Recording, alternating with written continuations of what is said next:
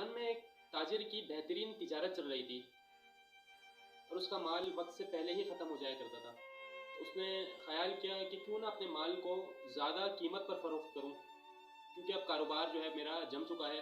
بس وہ مسجد عزیز اللہ میں آیت اللہ خنساری کے پاس تشریف لے کر جاتا ہے اور آگ سے فرماتا ہے کہ آقا کیا میں 100 تومان کی چیز 200 تومان میں فروخت کر سکتا ہوں؟ کیا یہ میرے لیے شرعاً جائز ہے؟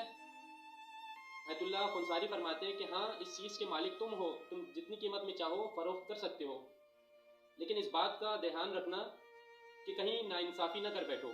تو وہ تاجر کہنے لگا کہ آقا بس حرام نہ ہو، شرعاً حرام نہ ہو، ناانصافی کا مسئلہ نہیں۔ یہ جملہ کہہ کر وہ تاجر جا رہا تھا کہ پیچھے سے آیت اللہ خنساری نے ایک جملہ کہا۔ وہ جملہ سن کر نوجوان لرز گیا، وہ تاجر لرز گیا۔ آیت اللہ خنساری نے فرمایا، جو کچھ کربلا میں سید الشہداء امام حسین علیہ السلام کے ساتھ ہوا وہ بھی ایک ناانصافی تھی۔